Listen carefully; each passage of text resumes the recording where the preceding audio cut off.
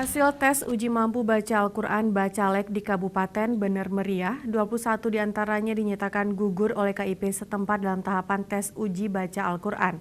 KIP memberikan kesempatan kepada partai pengusung untuk menggantikan Bacalek lainnya hingga 31 Juli 2018. Dari 340 bakal calon legislatif di Kabupaten Bener Meriah yang telah didaftarkan oleh partai pengusung, hanya 319 orang yang dinyatakan lulus dalam tes uji mampu baca Al-Quran.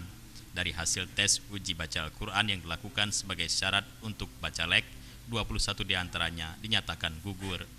3 diantaranya dinyatakan gugur karena tidak mampu membaca Al-Quran sebagai syarat wajib pemilu di Aceh.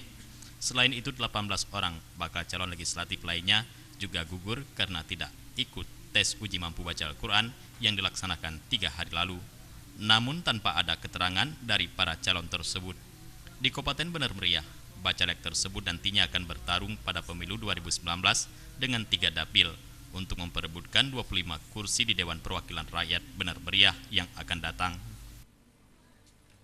Khusus untuk uji mampu baca Al-Quran itu sudah kita laksanakan terhadap 340 bacalek tersebut, ya. Yang kita nyatakan lolos itu 319 orang.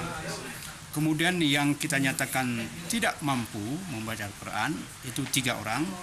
Jadi 18 orang itu tidak hadir. Nah, terhadap yang tidak lolos ataupun yang tidak hadir ini dinyatakan gugur.